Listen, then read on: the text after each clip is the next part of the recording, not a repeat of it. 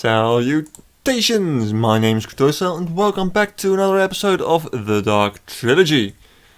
Last time we worked on the bees and I completely admit that I totally failed in explaining why we are even bothering with bees. In the meantime I found some forest and I'm slowly but surely trying to breed up some more special breeds. But why? Why are we doing this? Surely it's not just for some honey drops and beeswax and propolis. I can't even remember where they got the propolis from. No, it surely is not. Because what we're actually trying to work towards is bees that can produce actual useful things. Now, of course, honey is useful, but if you look at something like the Ferris drone. What does this guy produce? Well, you can... let's do the using, actually. Well, perhaps you can do a lot of DNA stuff with it, apparently. It can actually produce iron nuggets. And I know there's an aluminum one. Does the same thing, but aluminum nuggets. And stuff like that. I'm not quite sure if auric, I think that might be gold. Yeah, it is. So that's what we are actually trying to do with bees. Actually reactivated them in this screen. Probably should deactivate the genes. Where are they? Click, click, click, click, click, click. Because so many mods have so many parts.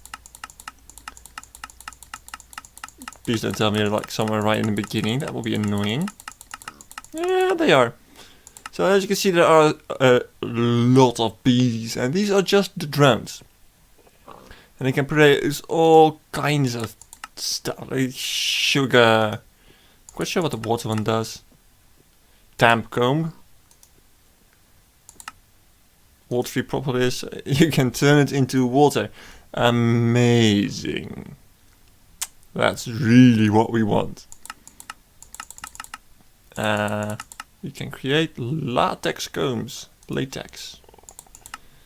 Rubber, that's actually quite useful. You know, you can do a lot of different stuff with these bees once you really get them going. Which is kind of the main problem. You need to get them going. Because these standard bees you can just gather. You don't really have a good use for those, apart from breeding them up. Compost. So that's the whole reason behind bees. They are technically, if you get them set up properly, they'll become an automated farm for all kinds of materials. So that's why we are doing bees. Now, in the meanwhile, I did quite a few touch-ups on my entire system. My entire base, to be honest, I meant. Making it look, trying to make it look a bit nicer.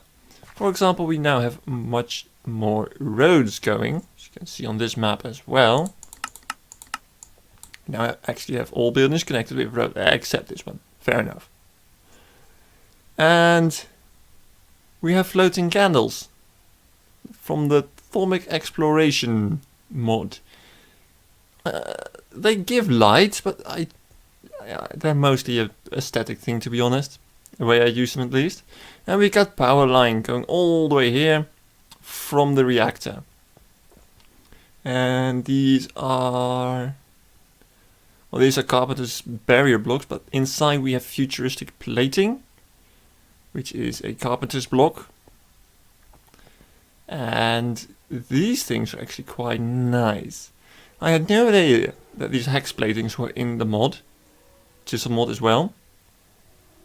Otherwise I've used them much sooner, because they look truly, truly awesome. Now, how does this actually provide power, you might ask? Why is this thing letting power through? Well, this is now solely a thermal expansion building. And this is now solely Ender IO building with a new machine, a painting machine. These are the hex platings, by the way. They look oh so nice. If you know me a little bit, you know that I really love hexagonic shapes. Though this is not entirely a hexagon, it will have to do. Hexagons in Minecraft are truly horrendous. They are pretty expensive to create though. They require, well, smooth stone is not really a problem, but an entire block of coal. Not charcoal, I did try. So, what does this painting machine have to do with those things? Well, apparently you can make these conduit facades. They require just some conduit binder, of which I didn't have enough, so I may have made a few too many. I now have 32 stacks of that stuff, plus one.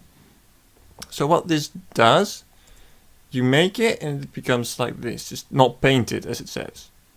Painted in a painting machine. Well, that's easy enough, that's why I made this painting machine. If you put an empty one in here, actually let's just make one empty, one blank one, just to show what I mean. So this is now a conduit facade, it doesn't do anything.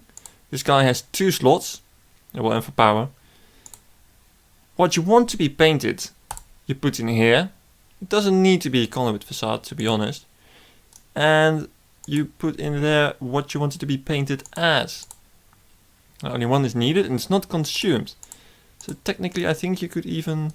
No, not everything is allowed to be painted, it would seem. Coal would be a bit too easy, I suppose. What's this then? I don't know. Show conduits or not. And well, then you grab one of these and you can right click the cable and now it looks so much nicer. There we go.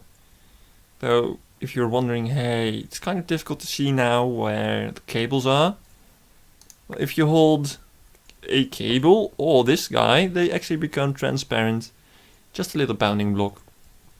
Very useful, very nice. So I've been using this block for whenever a cable enters a building, like over here, as well as exits a building, like over the reactor, as you can see, and whenever it's on a pole. As you might have also noticed, the floating candles actually represent the color of the district. So over here we have red candles, green candles, blue candles. Amazing, isn't it? So these floating candles, they're not cheap. Let's see, atomic exploration, esoteria. Yeah, esoteria. Floating candles. So you just put 3 candles of any color and an air shard with 5 air. This from the wand. I kind of like the flavor test. The floating candles, Wingardium Leviosa. Yeah, kind of cute. Haven't done too much Thermcraft stuff, to be honest. Actually, bar none. Let's not accidentally walk into that thing, because that happened multiple times. I did do a little bit of... Oh, lag. A little bit of Britannia. As you can see, the pool's almost empty again. Most of it is over there. All of this stuff grows. As you can see, there is a discrepancy in growing rate. This is almost 3 high, all of it, and here we only have a couple of them being 2 tall. And you can see the particle effect. We have this, the aggregarnation, which drains mana from this pool to let nearby crops grow. So that's a, I suppose you could call it a Britannia equivalent of the Lamp of Growth. Both of them have their advantages and the disadvantages. And the creation of it was a bit annoying, to be quite honest. This functional flora, aggregarnation. Now the petals are easy enough. The redstone root is also not that bad. Back. However, the rune of spring, that was not funny. Because you needed, well, that's okay, but you needed a rune of water. Yay. And the Rune of Fire. Was just a lot of work more than anything else, to be honest. I had the resources, but it was just annoying.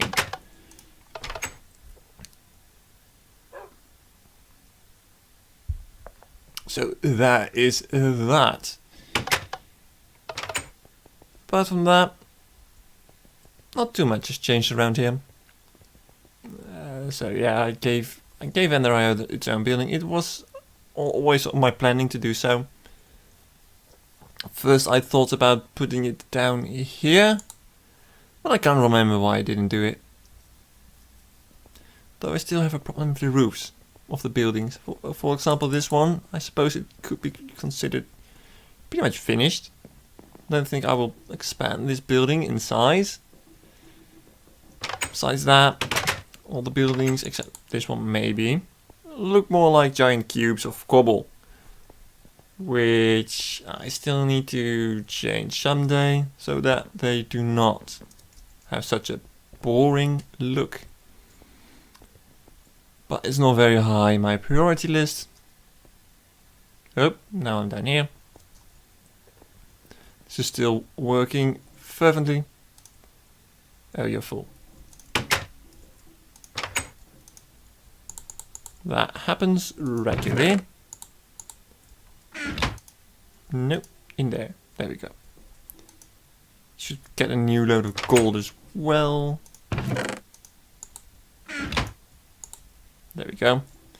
So I've made a new power storage. The MFE can store 4 million EU. Which means I finally have a little bit of a buffer. That was a long time coming. But it was pretty expensive though. Here in thermal expansion, I added these two. This is energized glowstone, pretty much liquid glowstone, but as you can see it's more of a gas. And resonant ender, liquid ender pearls, which these are materials we'll eventually need. All 3 of them. I still have plenty of liquid redstone. This little gadget is new though, the energetic infuser. What it does is one simple thing. It charges up anything you put in here. For example, if this were to require power, you could put it in here. What do I have that actually requires power? Well, I added a leadstone energy cell to my pickaxe, which makes it now drain power instead of durability. So I can put it in here, watch it charge up, and it's full again. I think that if I ran out of power, it would default back to its actual durability, but I'm not sure about that because I only recently added this. So those are all the current changes to my base. Now, another little thing I discovered with regards to Tinkerer's tools construct is you can actually upgrade your arrows, or in this case, bolts. I added quartz and moss. Quartz will make it do more damage. I haven't tried it out yet, but I'm guessing it deals a whole lot of damage right now. And I added moss, so it automatically refills itself. It was down to 90, I believe, and now it's filled up again in a relatively short amount of time. So that's very useful. Slightly overpowered, I must admit, but very useful. So one of the greatest annoyances at the moment is this. Storage. Yeah. I hate it. This is just, it's also this unorganized, and it's quite an eyesore. However, in this mod pack, there are several ways to deal with that. Of course, we have these special chests that can get bigger and bigger and bigger and bigger. I can upgrade them to diamond chests even. Yeah. And crystal chests, I believe those are even bigger. Or maybe they just look different. That's entirely plausible. And there are all kinds of chests and whatnot, and there are barrels. Oh, you can have a pattern chest. I never knew.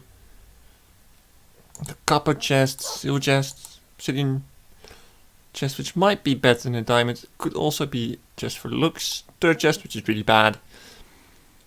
Yeah, diamond I think is better than obsidian is better than diamond. I don't know, but that's one way of doing it. Another one is to use a very rather complicated mod called Applied Energistics. Yeah! 2. Applied Energistics 2. Now I don't really understand half of this, I'll be quite honest. There are several things that I have looked up already, because we're not going to set all of this up in this episode, not by a long shot. We're just going to do a little start. And there are several things that I have discovered that are very important. So let's go to the first one. Remember this place? It's actually one of the first things we saw when we spawned into this world. I believe we spawned somewhere over here. And we came across this. Oh, there's actually a village. We might as well rob that in a minute. And this tainted biome as well. And I saw back then, you know, it's applied logistics, but I had no idea what to do with it. Apparently you have to dig in. A little bit like so. Ah, there we go. And find this guy, the skystone chest. Apart from having a skystone, it also has this. In this case, an inscriber calculation press. However, they are press. I hear skeletons. There are 4 of them. To really get going with applied logistics, you need them all. So you need to go and... I want the chest. Come on. So you need to go and find several of these guys. Meteor holes, or whatever you want to call them. Before we do that, let's rob a village. I don't think we have done that on camera yet. Oh dear. That went surprisingly well. That, however, not so much. Let's not speak of that again. So, this will also kind of show you why I thought it was slightly overpowered to go there very early. Whoa. Unless, of course, this is one of those rare villages where it's not so much overpowered. This is a weird biome. Wasteland. Yeah, over here we have mine factories, we have a steam engine already and a rolling machine. No idea what all this is. Lots of stuff that I know nothing about because I haven't really looked at Railcraft at all. But I'm guessing that if you want to get into Railcraft, this is a very good start. And also there's this thing. Yeah, it's just a smeltery. Sure, some parts are missing. Actually, quite a few. Like the controller, the Sith tank, and smeltery drains. Faucets, you know. But look at all the stuff that is here. I'm gonna take it with me. Because I want to grow that smeltery we have even more. Because I can. Remember that I said that you needed all 4 of those presses? Well, I went ahead and collected them all. I did that off camera. I actually already had them all before I went to that meteor, whatever we just went to. It took a while to get them all actually. As you can see, sometimes you get a lot of one and not the other. So you need all of those. That's a fact. Another thing you need are these Fluix crystals. Now they're a bit of an annoying thing to get, because what you need to get this is actually a charged Certus quartz crystal, which is so much more rare than Certus quartz, the non-charged version. As you can see, 48 blocks of that. You need a redstone and an ordinary quartz. Now what? Craft them together. No, if only that were the case. Much more annoying. You need to find yourself a little puddle of water, which means I need to unequip that one. And you need to chuck them in, like so. Wait a little bit, and there we go. 2 Fluix crystals. At least you get 2 of them. That's something. Now, it's a bit of a waste if you start using these just off the top, because you can actually double these. Let's see. No, that. I think you should be able to grind it. Grindstone. Is that really the... you can macerate it as well, thankfully. I was afraid that we had to make... Now we can use pretty much every machine. Good, good. And you use this to create... Oh, you actually use this. Huh.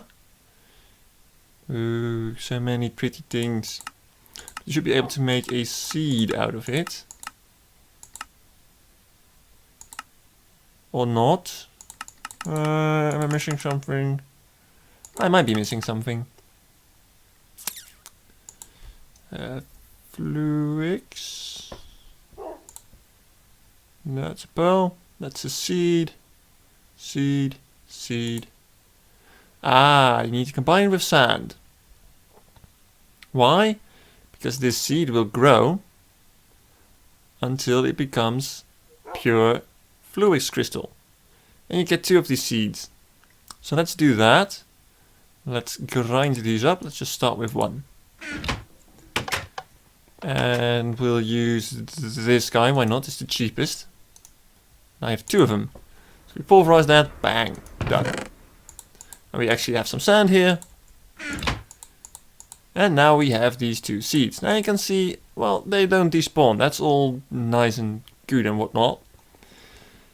But they start at 0%. Now what's that supposed to mean? Well, crystal seeds can actually grow in water, apparently. Just like the previous seeds did. You know, adding the crystal and the quartz and redstone, this will grow in water. But as you can see, it's not turned into a crystal just yet. So let's grab it and look at it. 0%.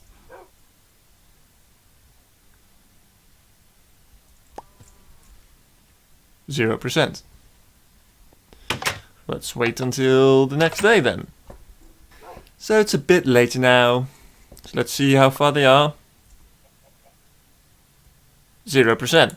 Now that's actually surprising me. Thought it would at least grow a little bit. But I guess not. However, there is a way to make them grow faster. That is with a crystal growth accelerator. Now this requires several things. Quartz glass for 1, which is cheapest if you use nether quartz dust. And those little cable thingies you saw. Now those are pretty easy to make. Just like so. Well, they will come in useful eventually. And then we need one of these blocks. I believe we need to do this and this. And this.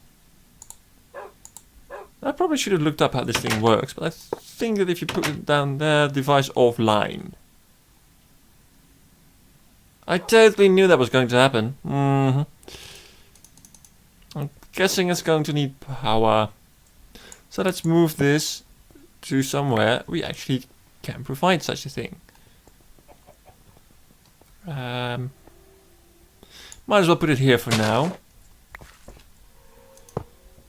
Some water. And we're going to need actual cabling too. Cable, where did I leave my cable? Oh, guess I can just nab some of this.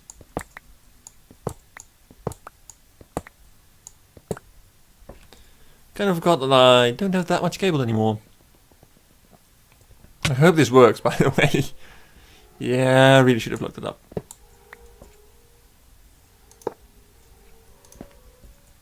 That's not a good sign.